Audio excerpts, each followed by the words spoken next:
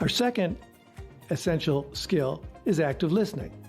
You want to be a really good listener. Think about this. If you're not listening to what your prospect is saying, you won't know what to prescribe for them. You won't know how to position your product or service. And you can practice being an active listener in your group with your sales manager, with your sales team. But the key is to pay attention to what they're saying.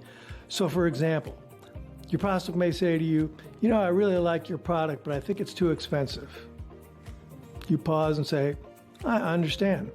It sounds like price is an issue for you. Now this does two things. One, it cushions their objection, but two, it shows them that you're actually listening to what their concerns are.